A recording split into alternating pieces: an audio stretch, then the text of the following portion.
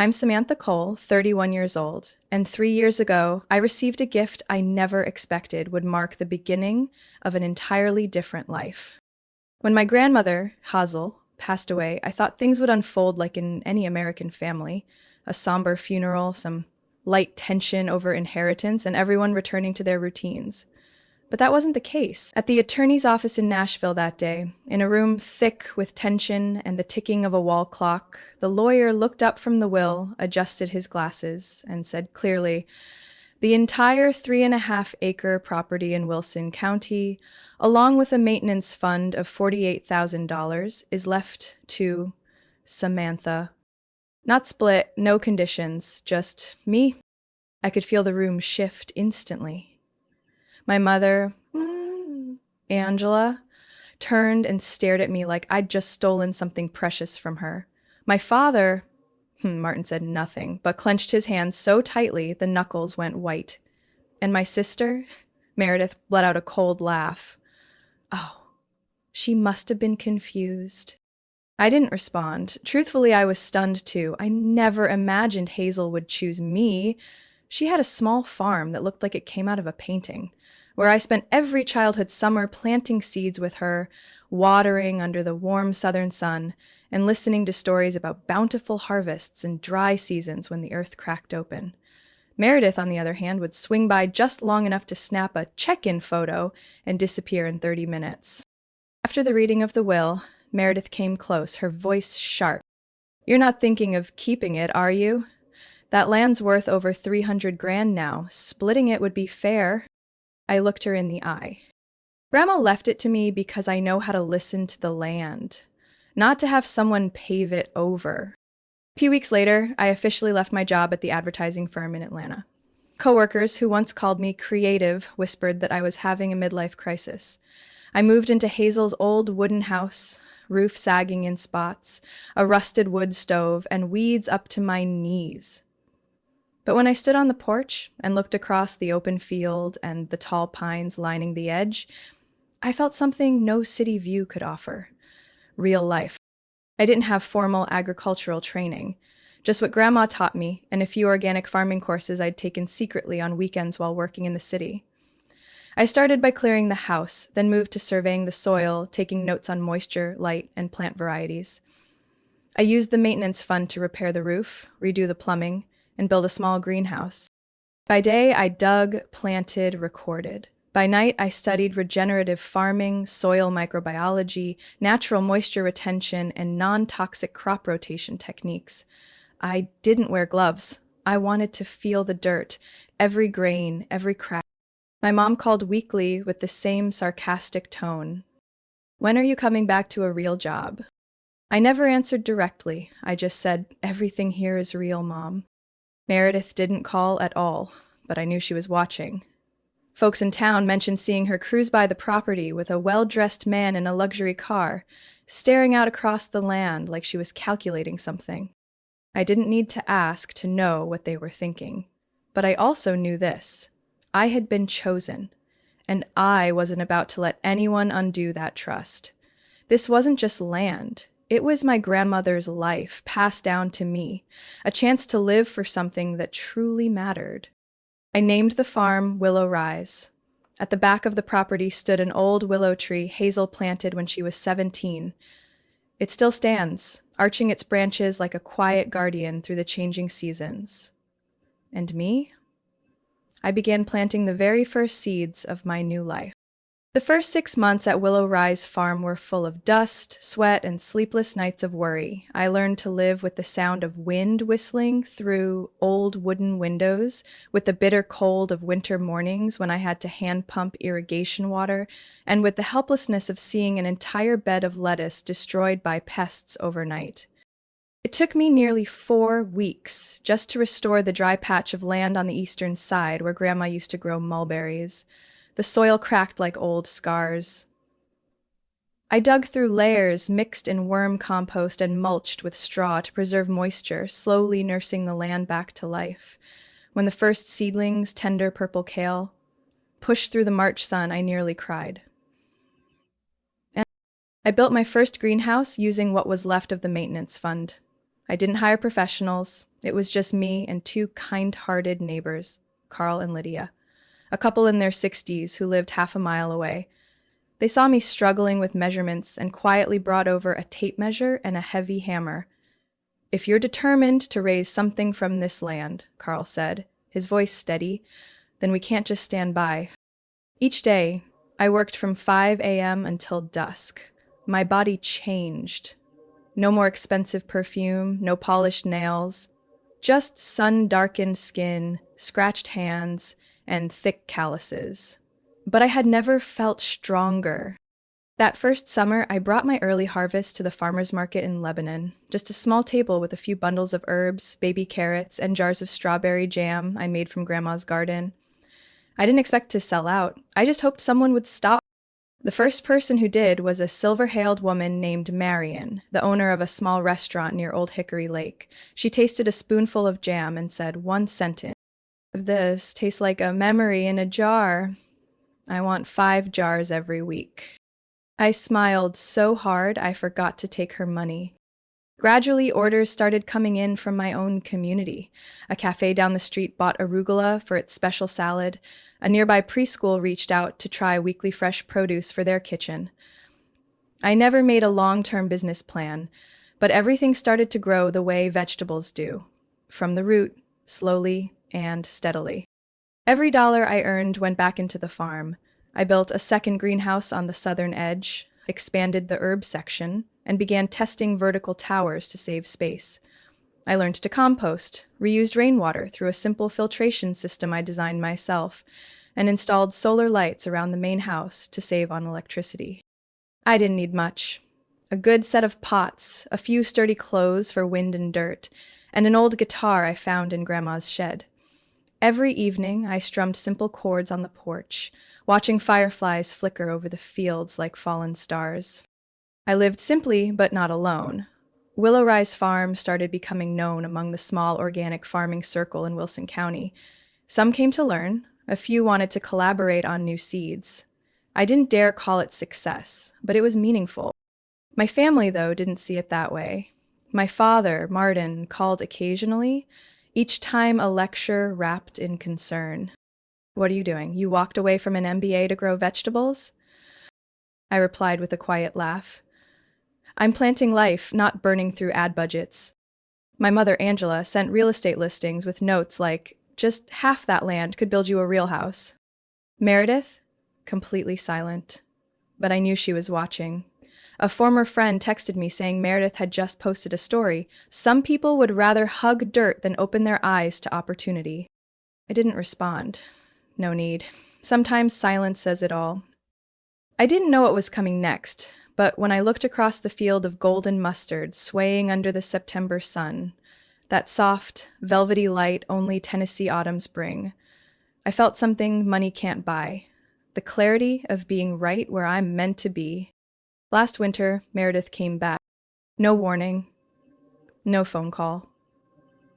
Just one December afternoon, as I was finishing up the last of the bok choy harvest in the greenhouse, I saw a glossy, pearl-colored SUV pull up at the gate. The door opened and a pair of nude high heels stepped onto the dew-covered red clay. I almost didn't recognize her. Meredith Cole, 33 years old, once the face of a creative agency in Los Angeles, featured in Urban Impact magazine, who had stood on TEDx stages talking about personal branding and the power of digital image. Now, she stood in front of me.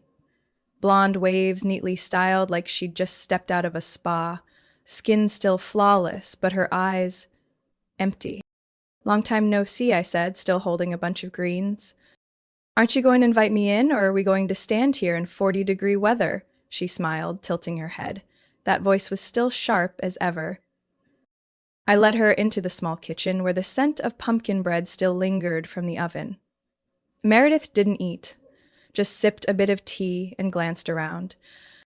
"Looks like you really live here," she said softly, eyes skimming over the jars of strawberry jam on the shelf, before landing on my handwritten ledger on the table. I never pretended. "Yeah." Meredith let out a dry chuckle. "As for me, I pretended to be successful until the truth swallowed my whole company. A few weeks later, I learned the real reason for that visit. Meredith had returned after her company in LA went bankrupt following a copyright lawsuit. She'd lost nearly everything and was temporarily staying with her parents in Franklin, just about a 20-minute drive from the farm. Not long after, I noticed her car showing up more often outside my gate. At first, it was all small talk.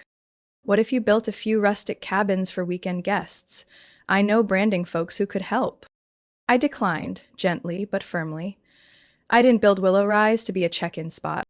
Then gradually, the partnership talk shifted into something more pointed. Do you even realize land around here is doubling in value every year? With 3.5 acres, you could split this into at least 5 prime lots. I looked at her. This time I didn't smile. Who are you talking to, Meredith? To someone sitting on land she doesn't know how to use properly, she replied, still smiling, but her gaze was turning cold. I knew she wasn't alone in this plan, and I was right. At a birthday dinner for my father, I met Jake Benson for the first time, Meredith's new boyfriend. A man in his early 40s, wearing a fur-collared brown coat, a tidy tie, and expensive cologne you could smell from a distance. He shook my hand with just enough pressure, but his eyes were all calculation. Meredith's told me a lot about this farm, he said. You're sitting on a very strategic piece of land. With the right development, you could make 10 times more than you do from traditional farming. Potential doesn't always mean growth, I replied. But it could mean a future for the whole family.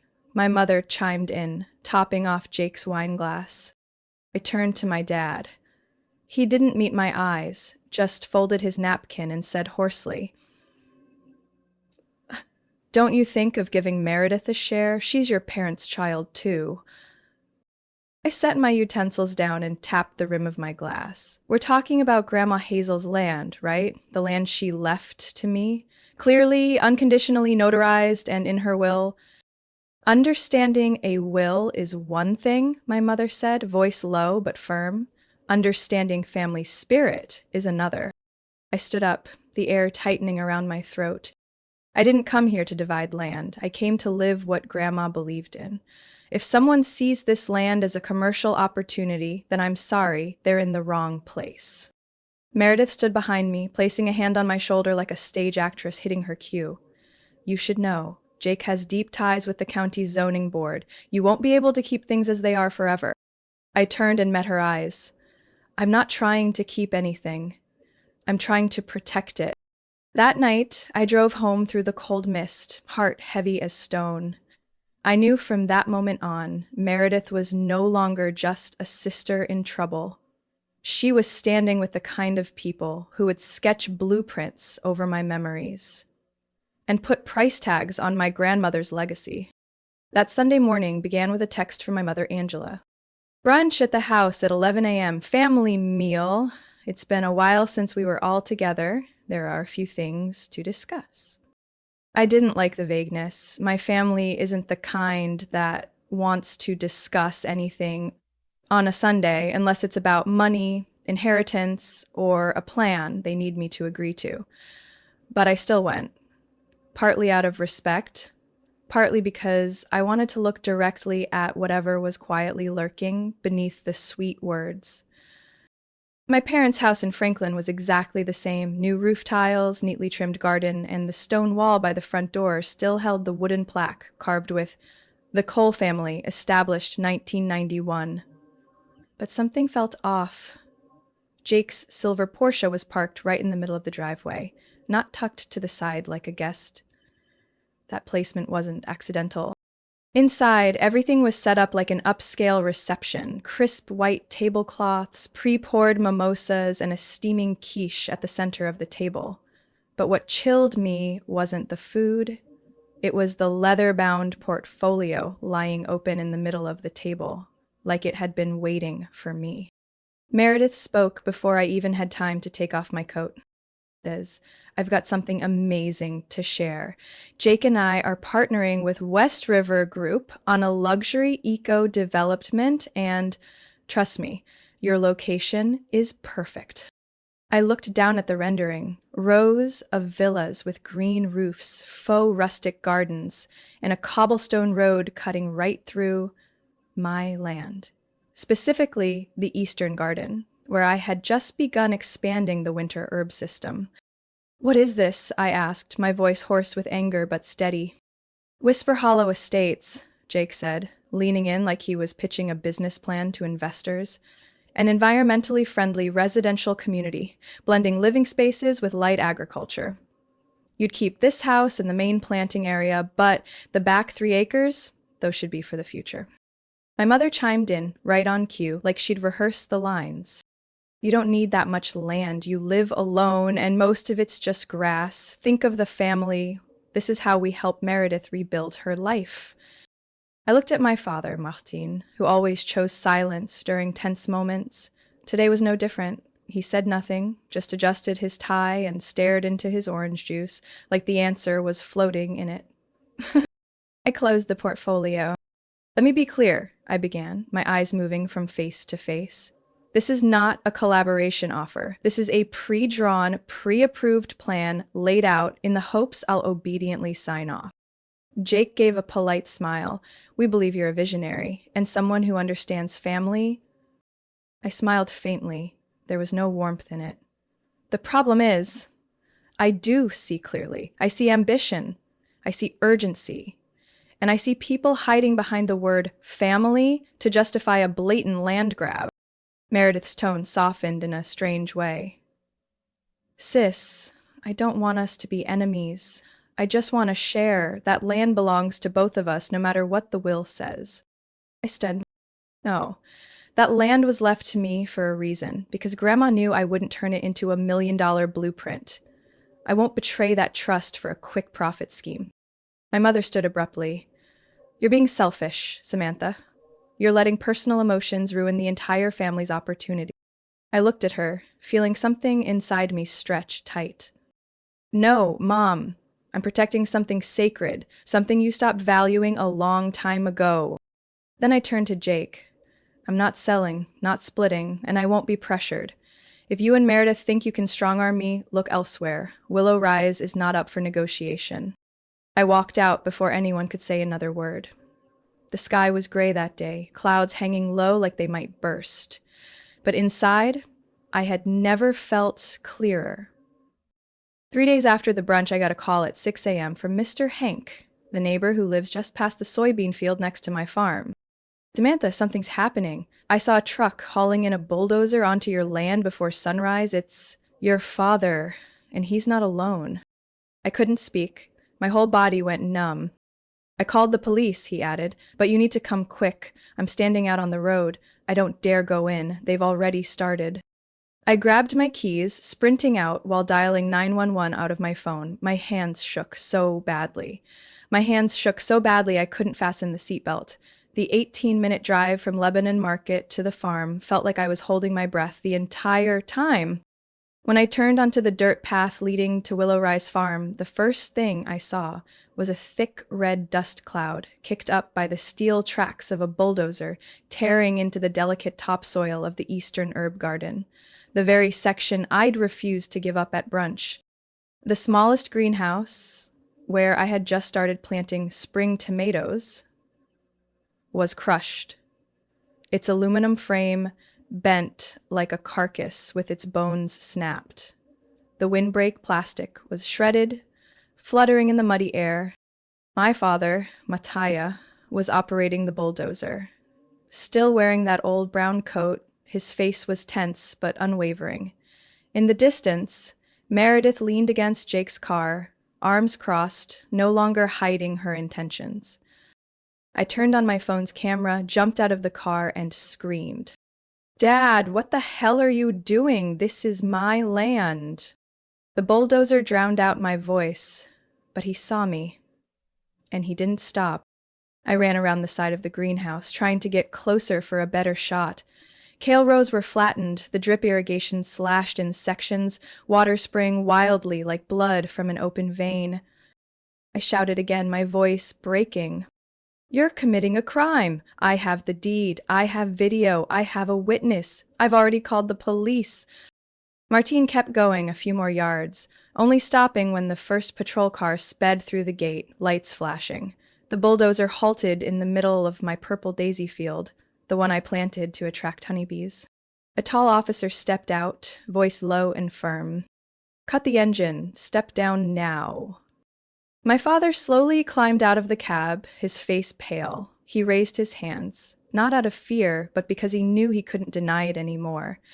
Meanwhile, I handed my phone to a female officer, pointing toward Mr. Hank, who stood near the fence line. "I'm the legal owner," I said hoarsely. "Here's the deed, the property tax papers, and all supporting documents. He has no legal right here." Meredith stepped forward, trying to cut in. "This is a misunderstanding. This is family property. She's hoarding everything while I have nothing." The officer raised a hand. "Step back, ma'am. This is a criminal investigation, not a civil dispute." I turned back to the farm, heart sinking. My scallion rows had been mercilessly churned, the insect trap system crushed under tire tracks. Everything I'd nurtured for 2 years, with bare hands, with sleepless nights, under a flashlight and a notebook, destroyed in a single morning. Another officer approached me gently. "Would you like to file a formal complaint now?" I looked at the video, still recording Meredith on the phone, panic, yelling, "Abort the plan, she actually called the cops."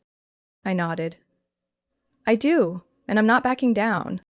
Police collected the footage, took Hank's statement, and documented the scene. A field tech leaned over and whispered to me, "Preliminary damages are over 50,000. If we count the lost harvest, it could double." As my father was placed in the back of the cruiser, he looked back at me one last time. Not with anger, not with remorse, just emptiness.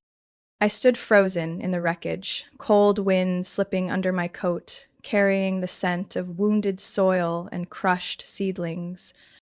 And right then I understood something crystal clear. This wasn't a land dispute anymore. This was war. And I was the one my family had just declared it on. 3 days after the vandalism, I received a court summons from Wilson County. My family, listed as plaintiffs, had filed a countersuit, accusing me of unduly influencing Hazel Cole during the drafting of her will, claiming she was no longer of sound mind and had been isolated from the rest of the family.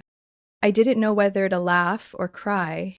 My parents hadn't visited her once during her final year. Meredith only showed up on holidays, usually with some new fling and a bottle of red wine. And me?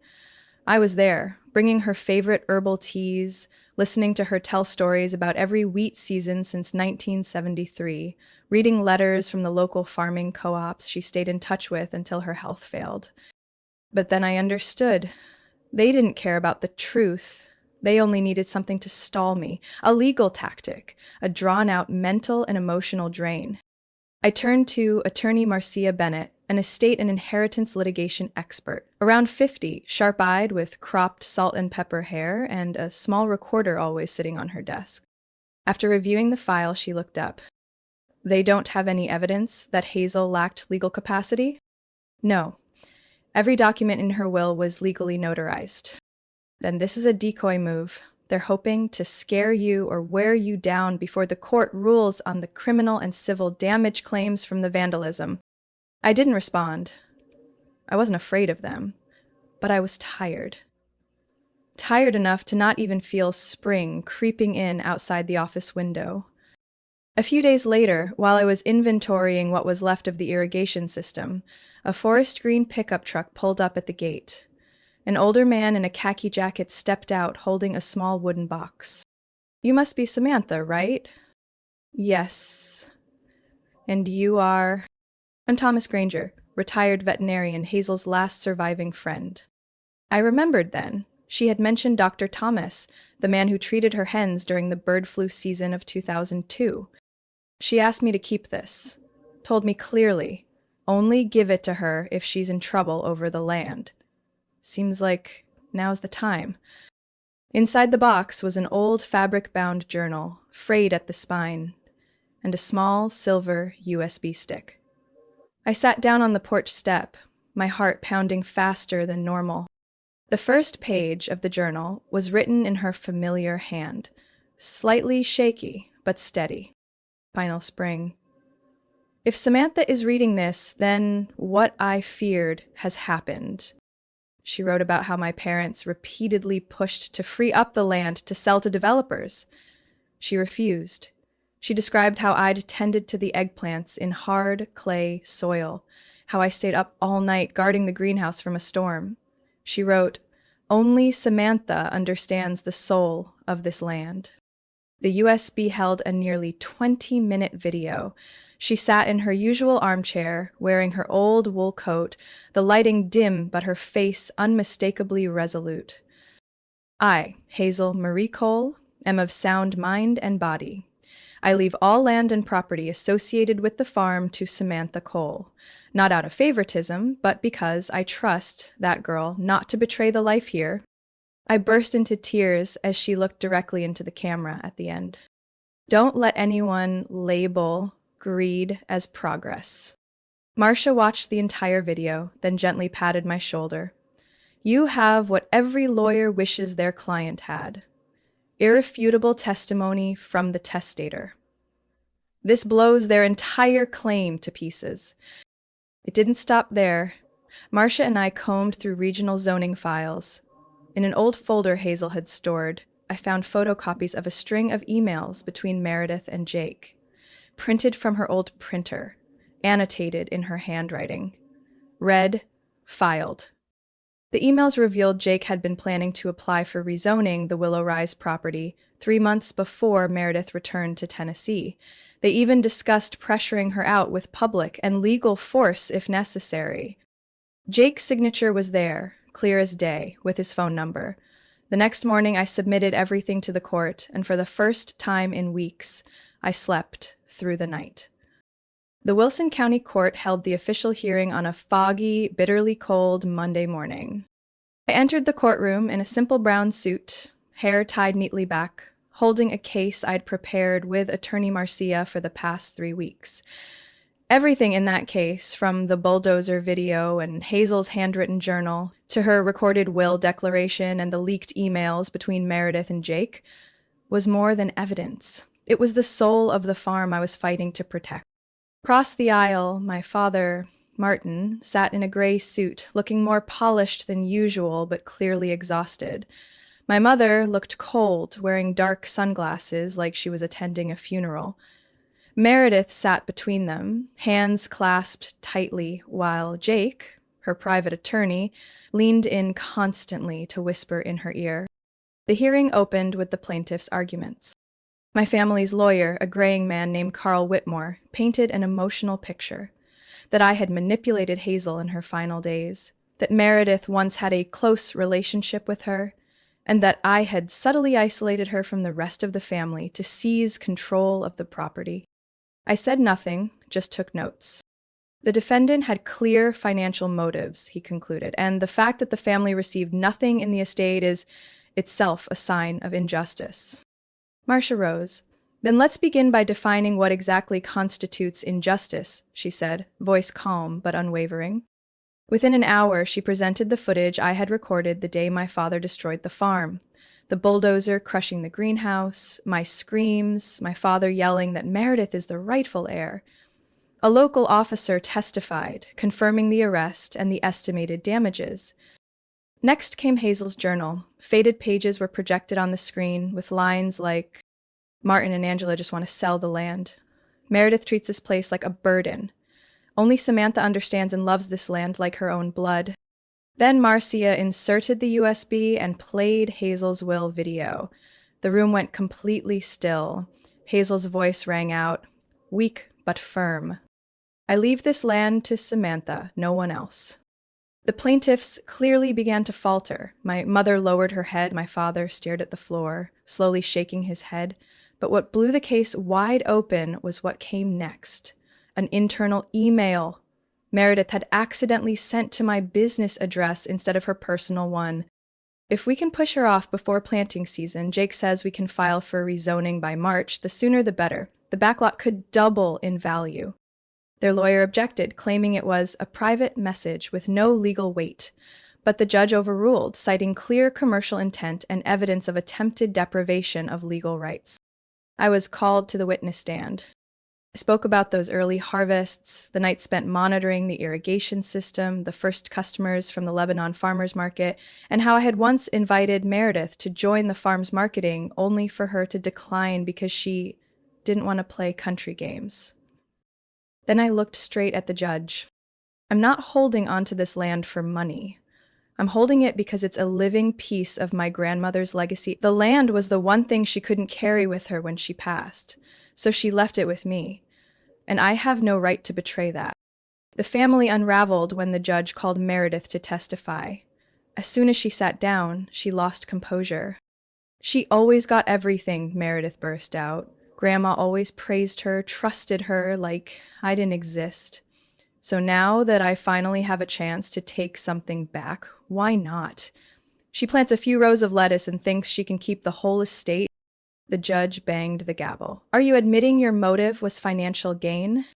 Meredith said nothing, but the way Jake avoided eye contact said enough. 2 days later, I received the written ruling. The court declared me the sole legal owner of the entire Willow Rise property. My family was ordered to pay $67,000 in damages and cover all attorney fees. My father faced potential felony charges for agricultural property destruction pending prosecution. A restraining order was issued. No member of my family is allowed within 300 feet of the farm. When the verdict was announced, I didn't return home with joy. I returned to a shattered farm, what used to be. My heart was now just soggy soil and broken fences like old blades lodged in memory.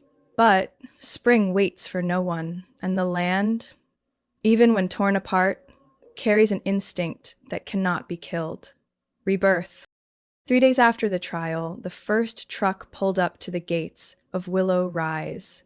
It was Marion, the lakeside restaurant owner who once bought my very first jars of strawberry jam, stepping out with a box of tomato seedlings and her familiar smile. I don't know how to plant, but I do know how to dig. Then came Hank, the neighbor who warned me the day of the destruction. Then Lydia and Carl, the couple who helped me build the first greenhouse. Groups of students from Middle Tennessee's agricultural school drove in with gloves, seed bags, and a kind of energy I thought I'd lost after all those courtroom battles. On an early morning in March, I stood in the field surrounded by more than 20 people digging, planting, spreading compost.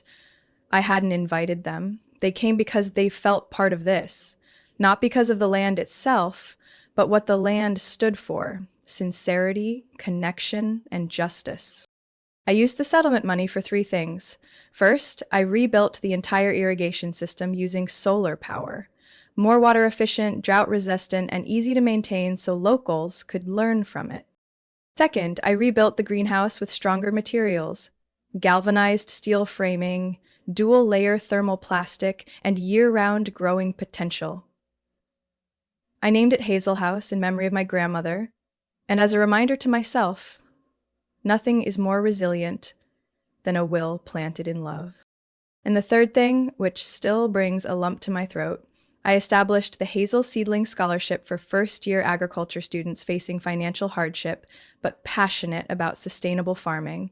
The fund is small, supporting just 3 students a year, but I know it's enough to help someone, somewhere, not give up on a dream just because they can't afford their first textbook. My story spread farther than I imagined. The local newspaper ran a headline: "Young Woman Defends Farm with Silence and a Journal." Then a Nashville podcast invited me to speak. I sat before the mic, hands still smelling of soil, and talked about the fear of suing my own father, about the moment I saw the greenhouse in ruins and what helped me rise again. Not revenge, but the memory of my grandmother planting each tomato seed while muttering, "Just believe, the rain will come in time."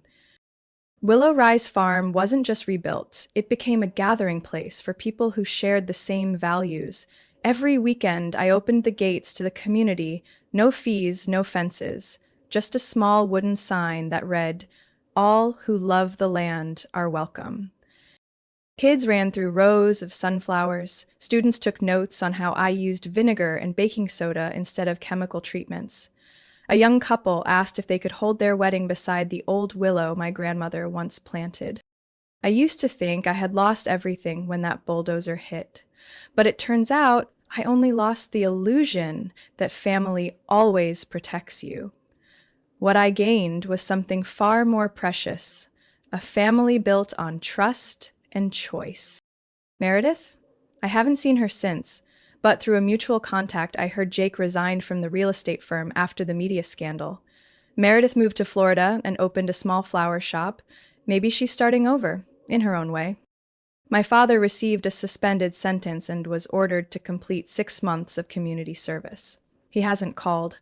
My mother sent a handwritten letter, not an apology, but an admission. You did what I never dared to do. Keep what's yours, even when the world calls it selfish. I folded the letter and placed it next to Hazel's journal. I didn't reply, because I've learned that some answers live in the life we choose to live, not in the words we write back. One late summer morning, while I was harvesting the new onion patch, a first-year student came to find me. "I'm this year's Hazel Scholarship recipient," she said. "I never thought I'd get the chance to go to college." I looked at her, eyes shining, hands trembling slightly, and suddenly understood. All the pain, loss, and loneliness I once endured wasn't wasted. Because in the place I thought was reduced to rubble, I had planted an entire future. My story isn't just about fighting for a piece of land. It's a journey of reclaiming self-worth in the face of betrayal by my own blood. I've learned that family doesn't have to be bound by genetics. It's the people who stand beside you when everything falls apart. Willow Rise isn't just a reborn farm. It's living proof that resilience, love for the land, and loyalty to your core values can rebuild an entire life, from ruin to hope. What do you think about Samantha's decision? If it were you, would you have the courage to stand against your own family? Share your thoughts in the comments below, and don't forget to follow the channel so you won't miss more powerful, real-life stories about family and the choices we make.